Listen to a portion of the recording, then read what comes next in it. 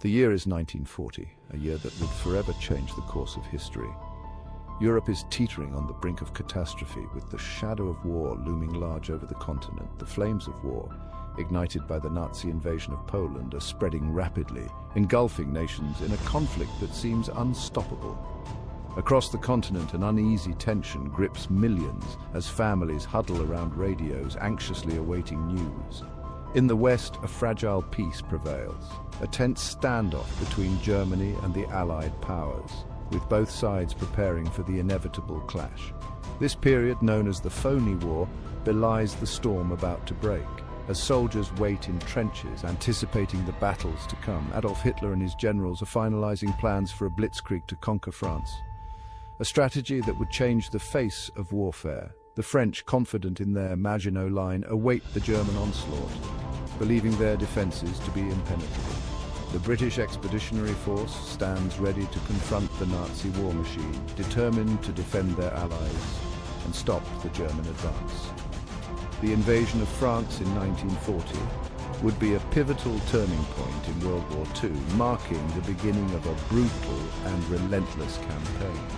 It is a story of courage, sacrifice, and a continent engulfed in war, where ordinary people became heroes in the face of unimaginable adversity. The future of Europe hangs precariously in the balance as leaders grapple with decisions that would shape the destiny of millions. May 10th, 1940. A date that would mark the beginning of a new and terrifying chapter in the history of warfare. Dawn breaks over Western Europe, casting an eerie glow over the tranquil countryside.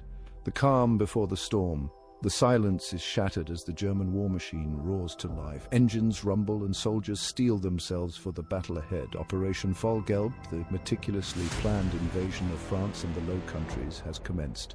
The strategy is bold and unprecedented. The Wehrmacht unleashes a devastating Blitzkrieg, a lightning war designed to shock and awe. Panzer divisions surge across the borders of Luxembourg, Belgium and the Netherlands, moving with incredible speed and precision. The Luftwaffe fills the skies, unleashing relentless bombardment on strategic targets, sowing chaos and destruction. The Allied forces, caught off guard by the ferocity of the attack, reel under the onslaught, struggling to mount a defense. The German strategy relies on speed, surprise, and overwhelming force, leaving little time for the Allies to regroup. The French High Command struggles to comprehend the speed of the German advance, their plans quickly becoming obsolete.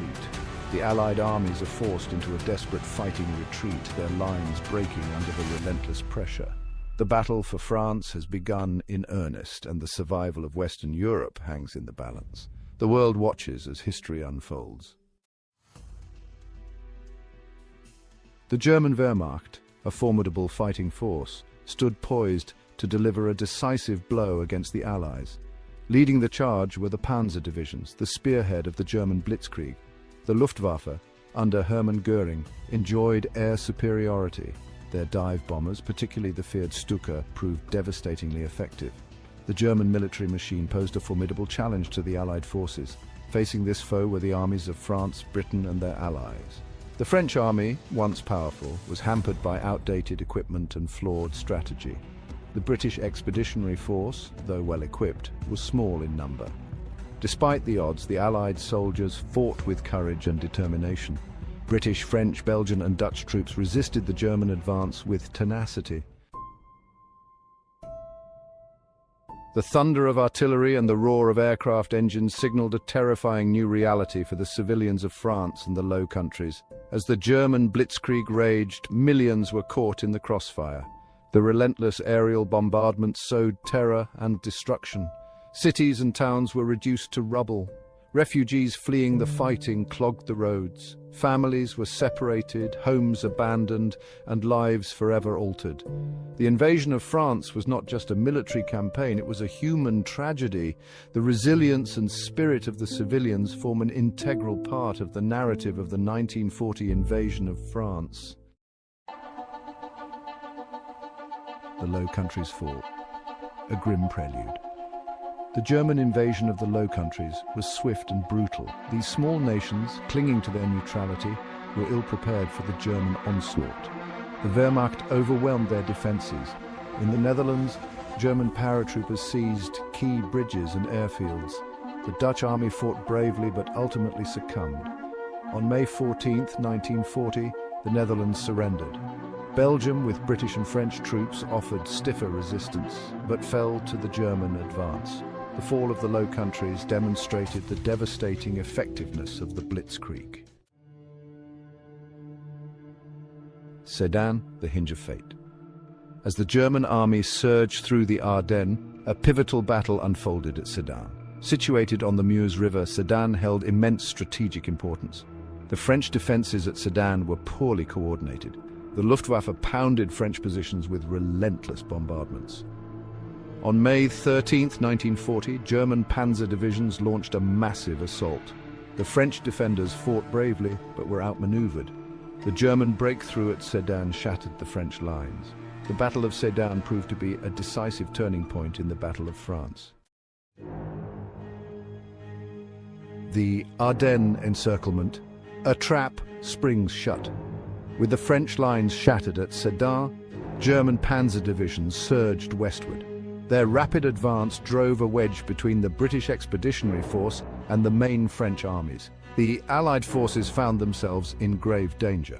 The British Expeditionary Force risked being cut off and surrounded. The encirclement in the Ardennes was a testament to the effectiveness of the German Blitzkrieg. The Allied High Command faced a stark choice: attempt to break out or evacuate their forces. The fate of hundreds of thousands of soldiers hung in the balance. A fighting retreat against all odds.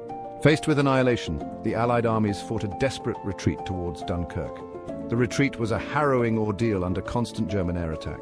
British, French, Belgian and Canadian troops fought delaying actions. The roads to Dunkirk became choked with retreating troops and refugees. Despite the dangers, the Allied soldiers pressed on. The retreat to Dunkirk was a race against time to save as many soldiers as possible. Operation Dynamo escape from Dunkirk. This was one of the most daring and dramatic rescues in military history.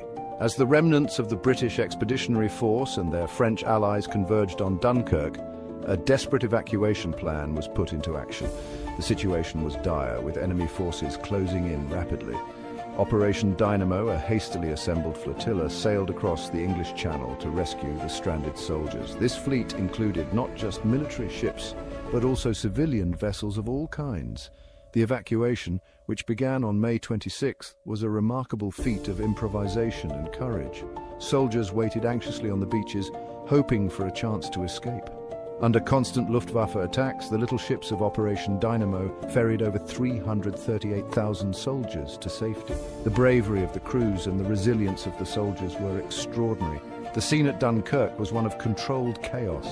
Amidst the bombings and gunfire, soldiers lined up in an orderly fashion, waiting for their turn to board the rescue vessels. The Luftwaffe pounded the beaches and harbour with bombs and machine gun fire. The constant threat from the air made the evacuation even more perilous. The Royal Air Force fought valiantly to protect the evacuation fleet. Their efforts in the skies were crucial in minimizing the losses and ensuring the success of the operation. Operation Dynamo marked the end of the Battle of France and the beginning of a new phase in the war. It was a testament to the indomitable spirit and determination of the Allied forces. Aftermath: France divided, resistance ignited. With the evacuation of Dunkirk complete, German forces occupied Paris on June 14, 1940. The French government signed an armistice with Germany on June 22, 1940. France was divided into two zones, an occupied zone and an unoccupied zone. The fall of France sent shockwaves through the world. General Charles de Gaulle rallied the French people to continue the fight. From his base in London, de Gaulle became the symbol of free France. The French resistance played a crucial role in harassing German forces. The spirit of resistance continued to burn brightly throughout the occupation. Lessons learned. Echoes of 1940. The 1940 invasion of France stands as a stark reminder of the consequences of military unpreparedness and strategic miscalculation. The German Blitzkrieg exposed the flaws of static defenses. The Allied armies paid a heavy price for their mistakes. The campaign highlighted the importance of air power in modern warfare. The evacuation of Dunkirk underscored the strategic importance of sea power. The lessons learned from the 1940 invasion of France shaped the course of the war. The echoes of 1940 continue to shape military thinking for generations to come. Until next time, keep your head down and stay curious. Nomad out.